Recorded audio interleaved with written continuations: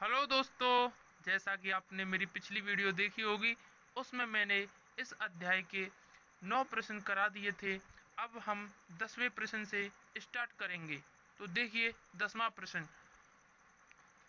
176 ओम प्रतिरोध के कितने प्रतिरोधकों को पार्श्व क्रम में संयोजित करें कि 220 वोल्ट के विद्युत स्रोत से संयोजन से 5 एम्पीयर विद्युत धारा प्रवाहित हो। तो देखते हैं इस प्रश्न को।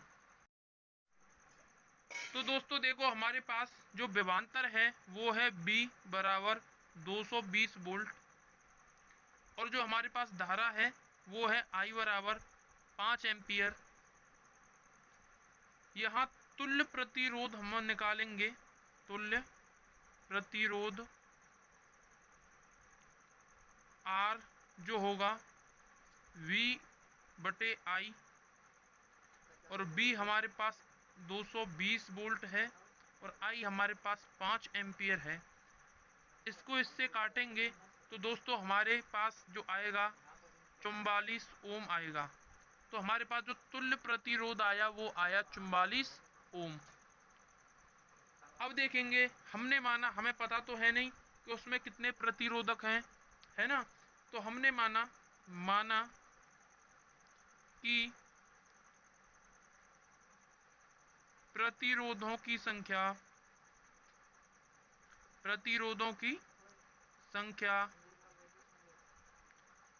कितनी है भैया? n है। हमें पता नहीं है कितनी है, तो हमने मान लिया n है। तब अब वो बोल रहा है जितने भी प्रतिरोधक हैं वो कितने के? 176 ओम के, ठीक है ना। तो हमारे पास माना तब R1 बराबर R2 बराबर कहाँ तक? n तक, बराबर Rn। ये सभी कितने के होंगे? 176 ओम के होंगे, ठीक है ना। 176 ओम के होंगे। अब इनको किस में कर दिया जाए? ये बोल रहा है फिर इसको कर दिया जाए पार्श्व क्रम में, यानी कि पार्श्व क्रम में या फिर समांतर क्रम में, एक ही बात है। पार्श्व क्रम में जो होता है प्रतिरोधक वो होता है 1/R बराबर 1/R1 प्लस 1/R2 प्लस कहाँ तक? n तक है, तो कितने तक कर देंगे? n तक प्लस n, ठीक है। 1/R और R1 R2 R3 ये n तक कितने? 176 है। 176 ओम का है हर एक प्रतिरोधक, ठीक है ना। तो 1/176 ओम प्लस R2 भी 1/176, कहाँ तक ये? प्लस n तक। जो तुल्य प्रतिरोधक है R वो कितना है हमारा? 44 ओम। तो यहाँ 44 रख देंगे तुल्य, ठीक है। 176 ओम का एलसीएम लेंगे, 176 और कहाँ तक है? n तक, तो ये हो जाएगा n/176, ठीक है। इसको यहाँ ले जाएंगे तो ये आ जाएगा n बराबर 176/44, और 44 से इसे काटेंगे तो हमारे पास आ जाएगा n बराबर 4। तो हमारे पास प्रतिरोधकों की जो संख्या आ गई, कितनी आ गई? कितनी आ गई भैया? प्रतिरोधों की संख्या कितनी आ गई? 4 आ गई। तो हमें 176 ओम के उस पार्श्व क्रम में कितने लगा सकते हैं प्रतिरोधक? 4 लगा सकते हैं। कितने? 4। तो दोस्तों अब देखते हैं 11वां सवाल। यह दर्शाइए कि आप 6 ओम प्रतिरोध के 3 प्रतिरोधकों को किस प्रकार संयोजित करेंगे कि प्राप्त संयोजन का प्रतिरोध नंबर 1 9 ओम हो, नंबर 2 4 ओम हो। तो हमें जो 6 ओम के 3 प्रतिरोधक हैं हमारे पास, उनको हम किस तरह संयोजन में लगाएंगे कि हमें 9 ओम का प्रतिरोध, तुल्य प्रतिरोध 9 ओम मिल जाए। तो देखिए दोस्तों, देखिए पहला पार्ट, 9 ओम के लिए प्रतिरोधों का संयोजन, प्रतिरोधों का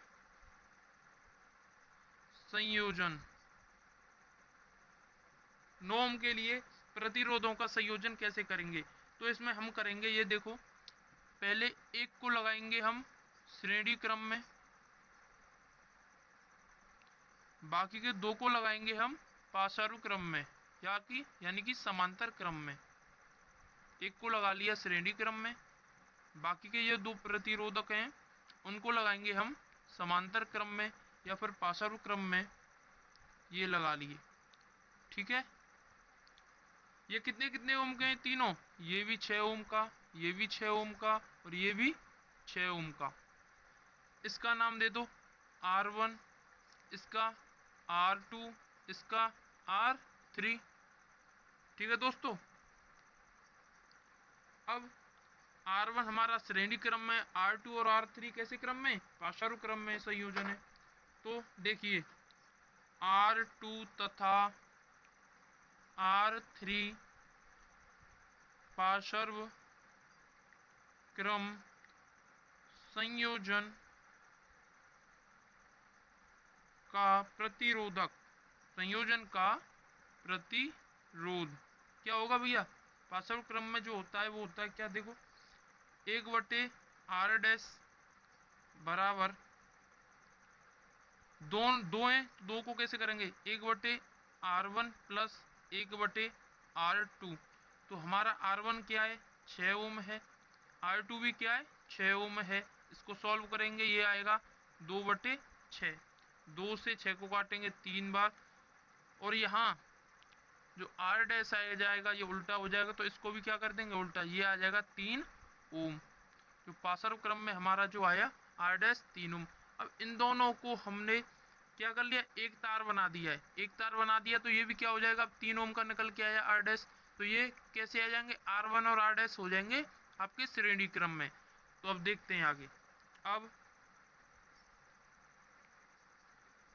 R1 तथा R डैश कैसे हैं, श्रेणी क्रम में हैं, श्रेणी क्रम में हैं। तो क्या करेंगे, इसलिए अब श्रेणी क्रम में, तो श्रेणी क्रम में प्रतिरोधकों को क्या कर देते हैं हम, जोड़ देते हैं। तो श्रेणी क्रम में क्या करेंगे, जोड़ देंगे किसको, R1 प्लस R डैश को। R1 कितना है हमारा 6 ओम, और R डैश कितना निकल के आया 3 ओम, तो 6 और 3 9। तो यही तो हमारा निकलवाना था कि 9 ओम कैसे निकल के आ रहा है। तो क्या आ गया हमारा तुल्य प्रतिरोधक 9 ओम। यही आपका प्यारा सा आंसर है। अब दोस्तों देखते हैं पार्ट 2, जिसमें हमें 4 ओम के लिए प्रतिरोधों का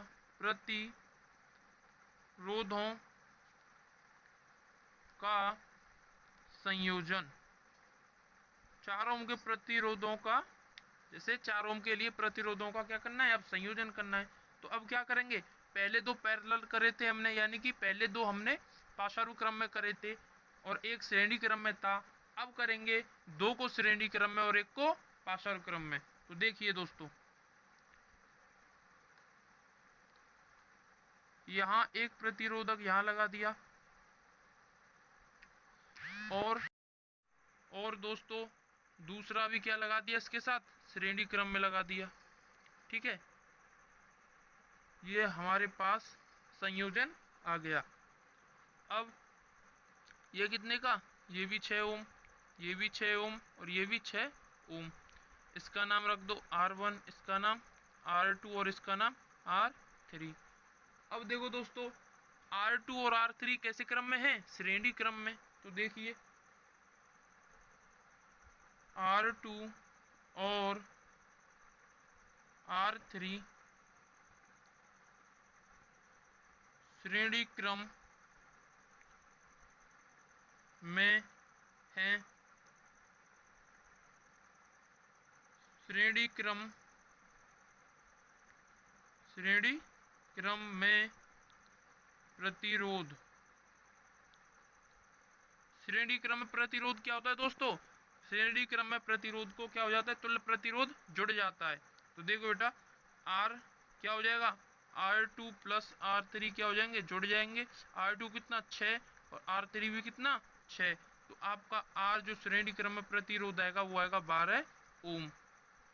ठीक है, अब देखो, अब ये दोनों एक हो गए और ये भी क्या हो गया, एक है ही वो तो।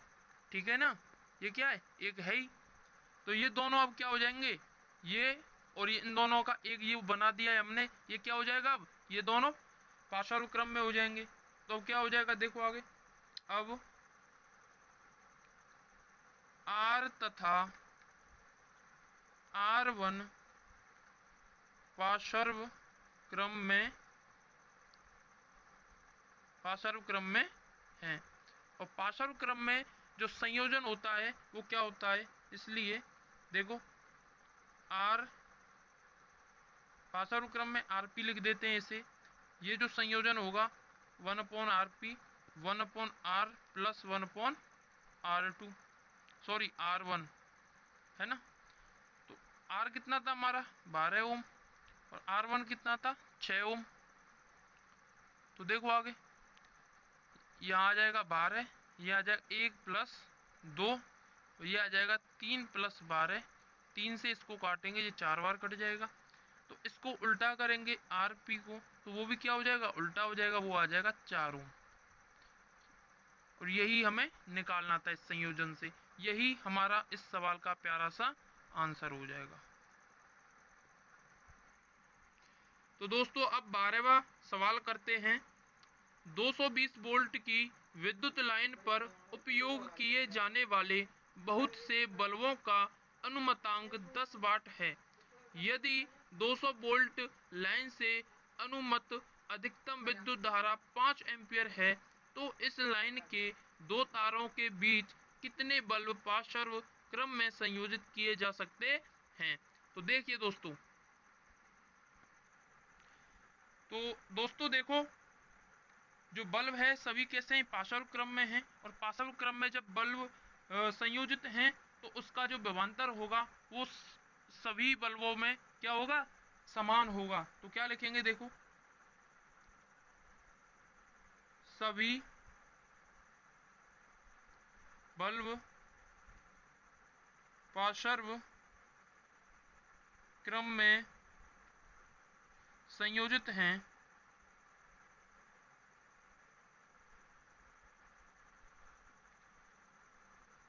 तो इनका विभवांतर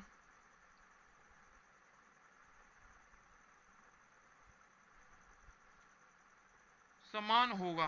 क्या होगा, समान होगा। तो समान होगा। आगे देखो, एक बल्ब में जाने वाली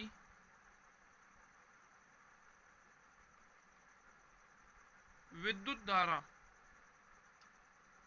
एक बल्ब में जाने वाली विद्युत धारा क्या होगी, I बराबर P, यानी कि क्या, विद्युत शक्ति बटे में V, यानी कि विभव। यही फॉर्मूला होता है, P बराबर VI होता है और V को यहाँ ले आएंगे तो P बटे B हो जाएगा।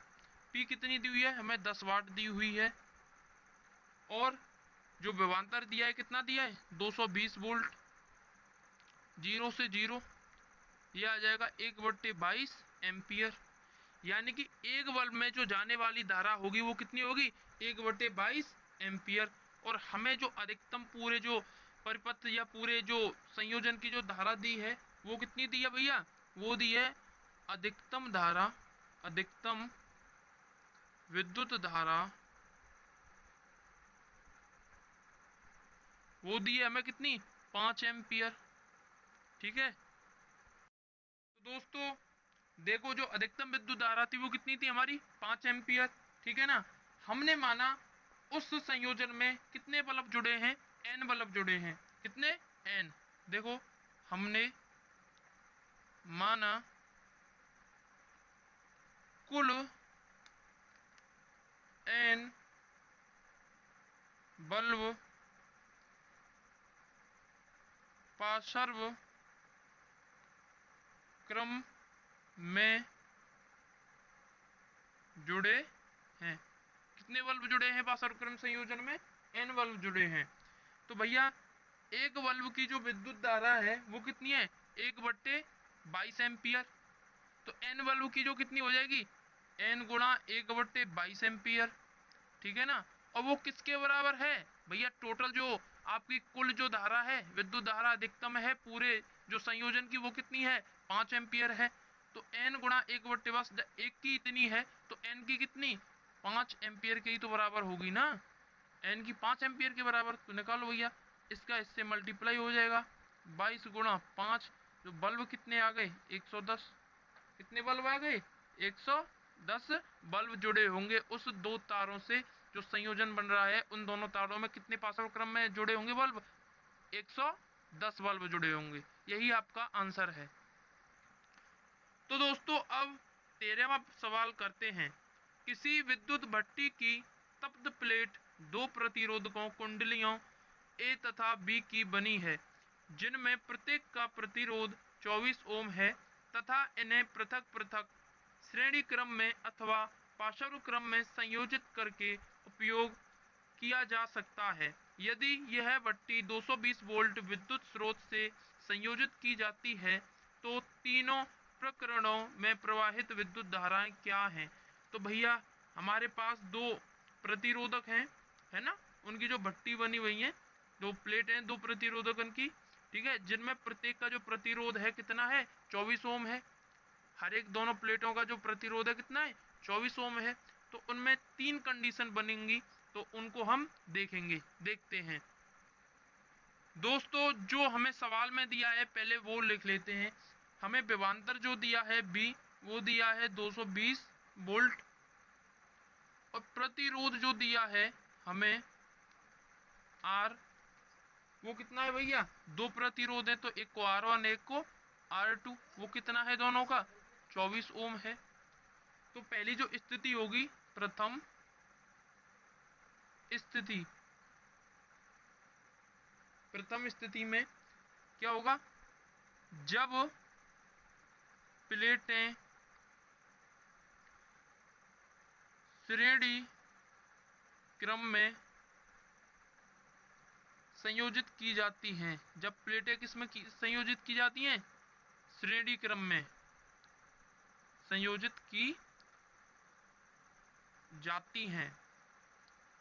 पहले दोनों प्लेटों को किस में संयोजित करेंगे, श्रेणी क्रम में, ऐसे कर लेंगे, है ना, एक प्लेट को ऐसे, और यहाँ पे भी दूसरी प्लेट का जो प्रतिरोधक है ऐसे संयोजित कर दिया, ठीक है ना, संयोजित की जाती है। तो देखिए दोस्तों,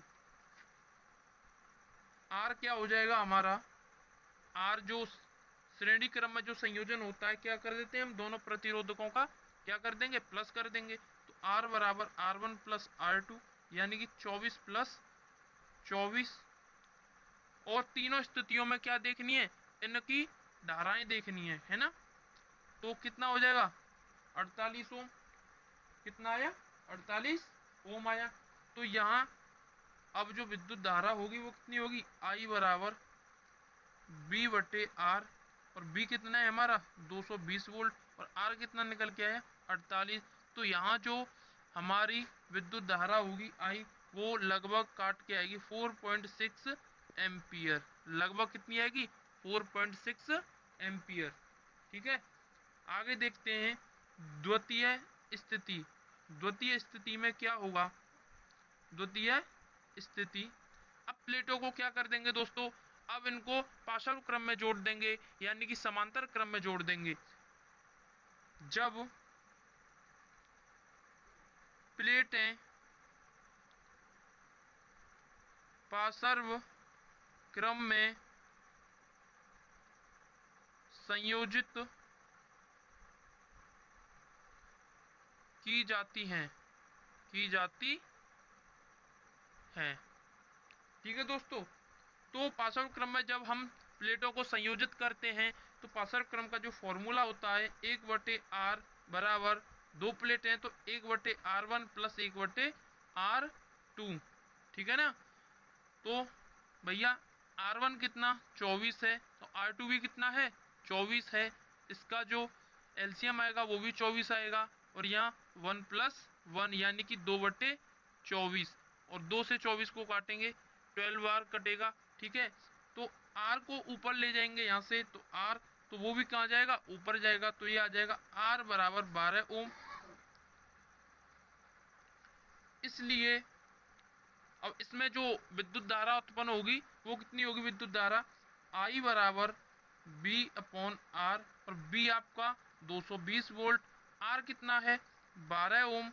तो 12 से इसको काटेंगे तो आपकी जो विद्युत धारा आएगी 18.3 एम्पियर लगभग। कितनी आएगी विद्युत धारा, 18.3 एम्पियर।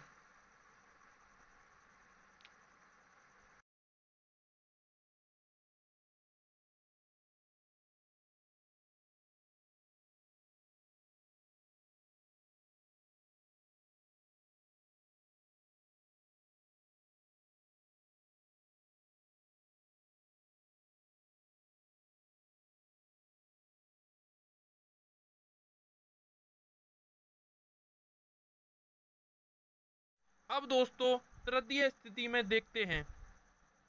तृतीय स्थिति, जब केवल एक ही प्लेट जुड़ी हो। कितनी प्लेट जुड़ी हो, जब केवल एक ही प्लेट जुड़ी हो तब क्या होगा। देखिए तो एक प्लेट है तो I बराबर बी आर, और B कितना 220 वोल्ट, तो R कितना हो जाएगा, R आएगा आपका 24 है, एक प्लेट 24 की है, 24 ओम प्रतिरोध है, तो 24 क्या एम्पियर है इसमें। तो 24 से इसे काटेंगे तो आपके पास जो I आएगा, जो विद्युत धारा आएगी उसकी, वो कितनी आएगी, लगभग 9.2 एम्पियर। कितनी आएगी, लगभग 9.2 एम्पियर। यही आपका इस सवाल का प्यारा सा दोस्तों आंसर है। तो दोस्तों अब देखते हैं सवाल नंबर 14। निम्नलिखित परिपथों में प्रत्येक में 2 ओम प्रतिरोधक द्वारा उपभोक्त शक्तियों की तुलना कीजिए। पहले 6 वोल्ट की बैटरी से संयोजित 1 ओम तथा 2 ओम श्रेणी क्रम संयोजन। दूसरा 4 वोल्ट बैटरी से संयोजित 12 ओम तथा 2 ओम का पार्श्व क्रम संयोजन। देखिए 14वें सवाल का पहला पार्ट देखते हैं। पहले पार्ट में हमें क्या क्या दिया है वो लिख लेते हैं। यहाँ विभवांतर दिया है, कितना है 6 वोल्ट है, ठीक है, और प्रतिरोध है R, और वो भी किस में है भैया, श्रेणी क्रम में। किस में है, श्रेणी क्रम में है। कितना कितना, एक तो 1 ओम है R1 और R2 है, एक है कितना 2 ओम का, ठीक है, दो प्रतिरोध है। अब ये श्रेणी क्रम में है, किस में है, श्रेणी क्रम में। तो श्रेणी क्रम में जो प्रतिरोधक आ जाता है क्या हो जाता है, जुड़ जाता है। तो R1 प्लस R2 यानी कि 1 प्लस 2, तो जो R आ जाएगा श्रेणी क्रम में कितना आ जाएगा, 3 ओम आ जाएगा। कितना आ जाएगा, 3 ओम आ जाएगा। तो अब यहाँ से जो धारा आएगी हमारी, धारा यानी कि I, वो कितनी निकल आएगी, V अपॉन R। तो B कितना हमारा 6 और R कितना 3, तो धारा आ जाएगी I बराबर 3 दूनी 6, कितना आ जाएगी 2 एम्पियर। विद्युत धारा कितनी है हमारी 2 एम्पियर। अब पहले जो पार्ट है उसमें हमें देखना किसमें है, 2 ओम के प्रतिरोधक द्वारा उपभोक्त शक्ति, यानी 2 ओम द्वारा कितनी शक्ति उपभोक्त हो रही है वो देखनी है। तो अब देखते हैं 2 ओम के प्रतिरोधक द्वारा उपयोग शक्ति, यानी कि 2 ओम वाले प्रतिरोधक ने कितनी शक्ति को उपयोग में लिया। देखिए तो जो हमारा पावर है यानी कि शक्ति है, उसका जो फॉर्मूला होगा वो क्या होगा, इसमें I स्क्वायर R। I कितना निकल के आया 2 एम्पियर, तो 2 का स्क्वायर गुणा R कितना है हमारा 2 ओम के द्वारा, तो 2 2 दूनी 4, और 4 गुणा 2, यानी कि जो हमारी जो शक्ति आई P बराबर P1 बराबर, जो जिसको 1 माना है हमने पहले, तुलना करनी है इसलिए हमने 1 माना है इसे, 4 दूनी 8 क्या वाट, 8 वाट की हमारे पास ये शक्ति आई। ठीक है, अब देखते हैं पार्ट नंबर 2। यहाँ हमें दिया है 4 वोल्ट, विभवांतर कितना दिया है 4 वोल्ट, और जो दोनों प्रतिरोधक हैं वो कितने हैं, इसमें जो R1 है हमें 12 ओम दिया है, और R2 है वो दिया है हमें 2 ओम। तो दोस्तों जो पाशानुक्रम संयोजन होता है उसमें विभवांतर का जो मान होता है वो दोनों ही प्रतिरोधकों में कैसा होता है, समान होता है। तो क्या लिखेंगे, देखिए पाशानुक्रम में दोनों प्रतिरोधों के लिए V का मान कैसा होगा भैया, समान होगा। कैसा होगा, समान होगा। कितना होगा, R बराबर 2 ओम। इसके लिए अब देखते हैं क्या, विद्युत धारा क्या होगी, I बराबर B अपॉन R। तो B कितना 4, R कितना 2, तो I कितनी आ गई हमारी 2 एम्पियर। ठीक है, तो यहाँ शक्ति देखेंगे हम, शक्ति P2 यानी कि I स्क्वायर R, और R कौन से के लिए, 2 ओम वाले के लिए। ठीक है, तो I कितना है हमारा 2 एम्पियर, तो 2 का स्क्वायर, R कितना, ये भी 2, यानी कि ये भी क्या आ जाएगा, P2 हमारा 8 वाट आ जाएगा। कितना आ जाएगा, 8 वाट। तो दोनों में तुलना क्या करी हमने कि भैया इसलिए दोनों 8 वाट के आ रहे हैं, तो दोनों स्थितियों में शक्ति कैसी होगी, समान होगी। शक्ति कैसी है, समान है। शक्ति कैसी है भैया, समान है। यही आपका आंसर है। अब दोस्तों सवाल नंबर 15 को देखते हैं। 2 विद्युत लैंप जिनमें से एक का अनुमतांक 100 वाट और विभवांतर 220 वोल्ट तथा दूसरे का 60 वाट 220 वोल्ट है, विद्युत मेष के साथ पार्श्वक्रम में संयोजित है। यदि विद्युत आपूर्ति की वोल्टता 220 वोल्ट है तो विद्युत मेष से कितनी धारा ली जाती है। देखिए दोस्तों देखिए, पहले लैंप के लिए देखो दोस्तों, विद्युत शक्ति जो होगी, विद्युत शक्ति क्या होगी पहले लैंप के लिए, P1, और जो कितनी दी गई है हमें 100 वाट दी है ना, और विभवांतर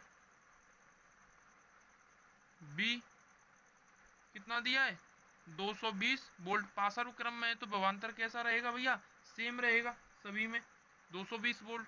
तो विद्युत धारा कितनी आएगी, विद्युत धारा, ठीक है ना, I, और हम जानते हैं P बराबर होता है BI। तो भैया यहाँ से I बराबर क्या हो जाएगा, P अपॉन B, यही तो होगा, P अपॉन B। तो देखो भैया यहाँ आ जाएगा P1 अपॉन B, और P1 कितना 100 वाट और B कितना 220 वोल्ट। यहाँ से जो विद्युत धारा हमें प्राप्त होगी वो क्या होगी, देखो काटो इसे, ये हो जाएगी आपको, ये हो जाएगी हमारी 0.455 एम्पियर की समथिंग। ठीक है जी, ये जो विद्युत धारा होगी ये हो गई I1, मान लो इस विद्युत धारा को, है ना, I1। ठीक है, अब देखते हैं दूसरे लैंप के लिए। दूसरे लैंप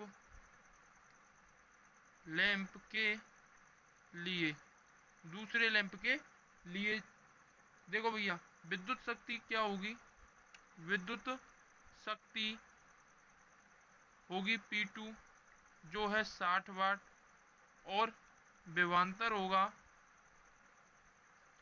B इतना ही 220 वोल्ट। ठीक है, तो अब इसकी विद्युत धारा देखो, विद्युत धारा I जो होगी P2/B, और P2 कितना 60, और B कितना है हमारा 220 वोल्ट, इतना ही। इससे ये और इससे ये, यानी कि ये I नहीं है, I2 है, और I2 को कितनी आ जाएगी, इसे काट के आ जाएगी हमारी आपकी आ गई 0.273 एम्पियर। कितनी आ गई, 0.273 एम्पियर। तो दोस्तों देखो, विद्युत मेष से ली गई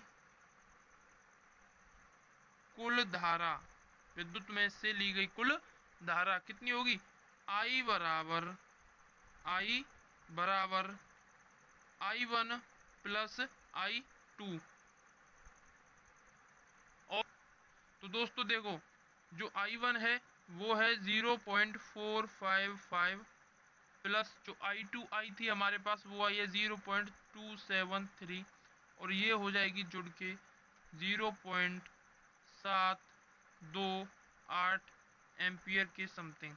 तो ये हमारी मेष से ली गई कुल धारा हो गई। यही आपका प्यारा सा आंसर है। तो दोस्तों अब 16वां प्रश्न करेंगे, किसमें अधिक विद्युत ऊर्जा उपभोक्त होगी। 250 वाट का टीवी सेट जो 1 घंटे तक चलाया जाता है, अथवा 120 वाट का विद्युत हीटर जो 10 मिनट के लिए चलाया जाता है। देखते हैं इस प्रश्न को।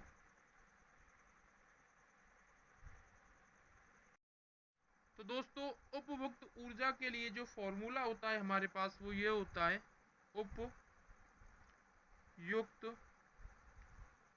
ऊर्जा होता है H बराबर PT, P यानी शक्ति, T यानी समय। ठीक है ना। तो अब देखते हैं दोस्तों, टीवी सेट के लिए, टीवी सेट के लिए जो हमारे पास शक्ति है P, वो कितनी है 250 वाट। कितनी है 250 वाट। समय है हमारे पास उसके लिए 1 घंटा। कितना है 1 घंटा। जो टाइम है T वो कितना है 1 घंटा। और 1 घंटे में जो सेकंड होंगी वो कितनी होंगी भैया 3600 सेकंड। कितनी 3600 सेकंड। क्योंकि जो हमें समय लेना है वो किस में लेना है, सेकंड में लेना है। किस में लेना है, सेकंड में लेना है। अब क्या करेंगे, H बराबर PT होता है, और P कितना है 250 गुणा T कितना है भैया हमारा 3600। कितना है समय 3600 है। इसका जो करेंगे तो जो ऊर्जा आएगी हमारे पास आएगी 9 के बाद 0.00000 इतने जूल। ठीक है ना। कितनी ऊर्जा आई, इतनी ऊर्जा आ गई हमारे पास। ठीक है, अब क्या करेंगे, विद्युत हीटर के लिए, विद्युत हीटर के लिए जो शक्ति थी वो कितनी है हमारे पास भैया, वो है P बराबर 120 वाट। ठीक है ना। और समय कितना है, समय है T बराबर 10 मिनट। ठीक है, तो सेकंड में करेंगे तो 10 मिनट का हो जाएगा साहब 600 सेकंड। कितना 600 सेकंड। तो वही फॉर्मूला हमारे पास H बराबर P इंटू टी, यानी P कितने 120 वाट और समय 600 सेकंड। तो इस यहाँ हमारे पास जो ऊर्जा आएगी वो आएगी 72,000, यानी 72 के पीछे 4 जीरो, यानी 7,20,000 जूल। ठीक है ना। तो किस में ज्यादा ऊर्जा है, यानी कि ये मुझे 9 लाख जूल है और ये 7,20,000 जूल हैं। तो सबसे ज्यादा ऊर्जा जो है उपयुक्त हो रही है वो किसमें हो रही है? टीवी सेट में। तो क्या लिखेंगे? टीवी सेट में अधिक ऊर्जा उपयुक्त होगी। किसमें होगी? टीवी सेट में उपयुक्त होगी। तो दोस्तों अब 17वां सवाल देखते हैं। 8 ओम प्रतिरोध का कोई विद्युत हीटर विद्युत मेष से 2 घंटे तक 15 एम्पीयर विद्युत धारा लेता है। हीटर में उत्पन्न ऊष्मा की दर परिकलित कीजिए। भाई ऊष्मा की दर को क्या कहते हैं? शक्ति कहते हैं ना। तो इसका सीधा सीधा अर्थ है कि शक्ति परिकलित कीजिए। तो देखिए दोस्तों, तो दोस्तों हमें जो दिया है उसे यहाँ पर हम क्या करेंगे? लिख लेंगे। तो देखिए क्या क्या दिया है। आर दिया है, प्रतिरोध दिया है 8 ओम, है ना, और विद्युत धारा दी है। कितनी दी है भैया? विद्युत धारा 15 एम्पियर। कितनी दी है? 15 एम्पियर दी है। ये दिया है हमें 2 घंटे। कितना दिया है? 2 घंटे। ऊर्जा का जो बच्चों फॉर्मूला होता है वो होता है H बराबर आई स्क्वायर आर टी। और ऊर्जा की जो दर करेंगे, ऊर्जा की दर यानी कि H में T का भाग दे दो, यानी समय का भाग दे दो, यानी कि आई स्क्वायर आर टी में भी इसका भाग दे दो, तो इससे ये कट जाएगा। तो इसी को हम बोल देते हैं P बराबर आई स्क्वायर आर। ठीक है ना। यहीं से ऊष्मा की दर निकलेगी, या विद्युत शक्ति को भी हम क्या बोलते हैं? ऊष्मा की दर बोल देते हैं। तो देखिए आई कितना है हमारे पास? 15 एम्पियर है, इसका स्क्वायर गुणा आर कितना है हमारे पास? 8 8 है। तो इसका 2 बार गुणा करेंगे तो ये आ जाएगा 225 गुणा ये 8। तो P बराबर जो आ जाएगा 225 गुणा 8, ये आ जाएगा 1800 क्या वाट लिख सकते हैं, या जूल पर सेकंड लिख सकते हैं। यही आपका प्यारा सा आंसर है। तो दोस्तों अब सवाल नंबर 18वां देखते हैं, और 18 का ए पार्ट देखेंगे। इसमें पूछ रहा है विद्युत लैंपों के तंतुओं के निर्माण में प्राय एकमात्र टंगस्टन का ही उपयोग क्यों किया जाता है? तो दोस्तों देखो, इसमें इसलिए टंगस्टन का यूज किया जाता है क्योंकि जो टंगस्टन का जो प्रतिरोधकता होता है वो क्या होती है? अधिक होती है टंगस्टन की। और इसका जो तापमान होता है उच्च होता है, और ये पिघलता नहीं है, इसीलिए इसका यूज किया जाता है। तो दोस्तों कैसे लिखेंगे? देखो देखो दोस्तों, क्योंकि क्योंकि टंगस्टन टंगस्टन की प्रतिरोधकता टंगस्टन की प्रतिरोधकता अधिक होती है ना, अधिक होती है, और यह उच्च तापमान पर भी नहीं पिघलता। और क्या नहीं होता? उच्च तापमान पर भी नहीं पिघलता है। ठीक है दोस्तों। तो दोस्तों अब बी पार्ट देखेंगे। विद्युत तापन युक्तियों जैसे ब्रेड टोस्टर तथा विद्युत इस्त्री के चालक शुद्ध धातुओं के स्थान पर मिश्र धातुओं के क्यों बनाए जाते हैं?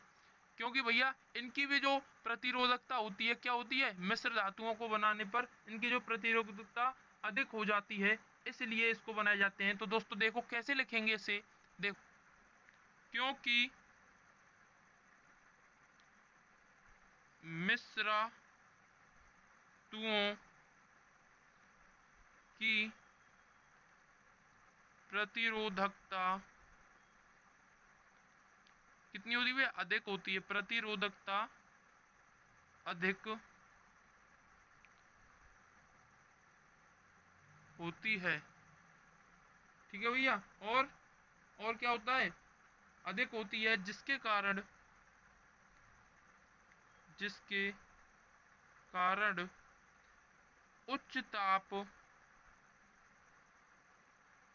उच्च ताप पर भी इनका उच्च ताप पर भी इनका क्या नहीं होता?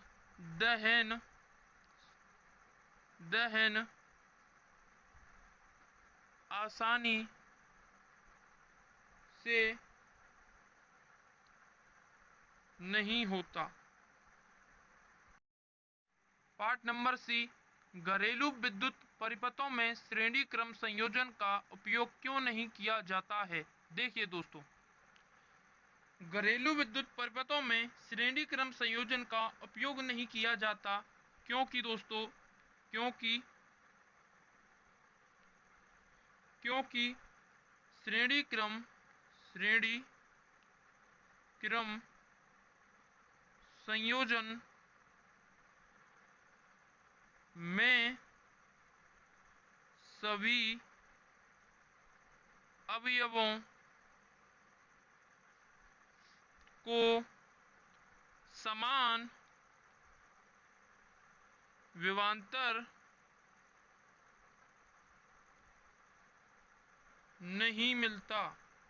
समान विभवांतर नहीं मिलता। और जब परिपथ का एक अवयव कार्य करना बंद कर देता है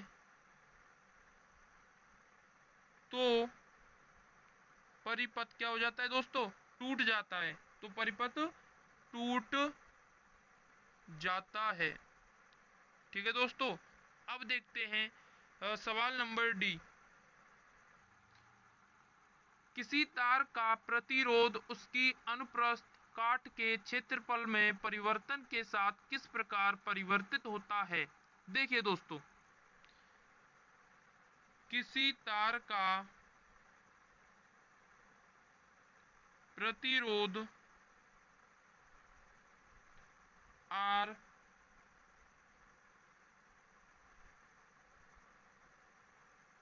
चालक के अनुप्रस्थ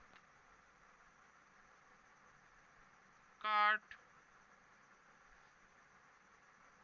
के क्षेत्रफल A के व्युत्क्रमानुपाती होता है। कैसा होता है भैया? व्युत्क्रमानुपाती होता है। कैसा होता है? व्युत्क्रमानुपाती, यानी कि R directly inversely proportional 1/A ये होता है। ठीक है दोस्तों। इसीलिए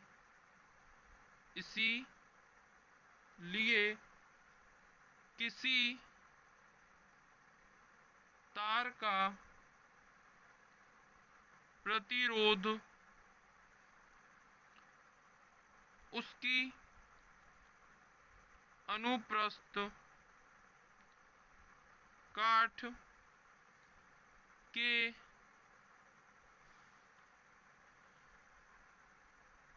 क्षेत्रफल में परिवर्तन के साथ परिवर्तित होता है। के साथ परिवर्तित होता है। डीवा देखते हैं, ईवा देखते हैं दोस्तों। अब विद्युत संचारण के लिए प्राय कॉपर तथा एल्यूमिनियम के तारों का उपयोग क्यों किया जाता है? देखते हैं दोस्तों।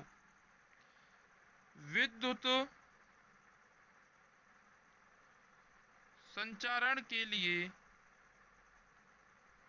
विद्युत संचारण के लिए प्राय कॉपर तथा एल्यूमीनियम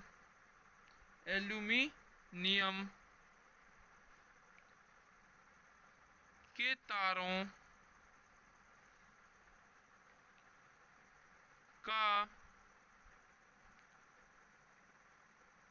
उपयोग इसलिए किया जाता है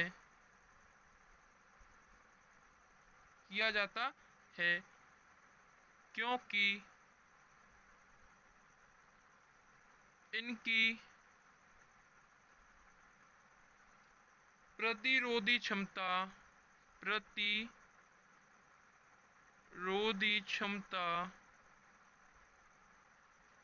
बहुत कम होती है। क्या होती है?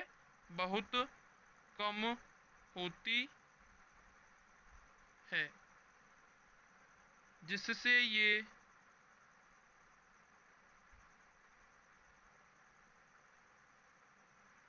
विद्युत के अच्छे सुचालक होते हैं।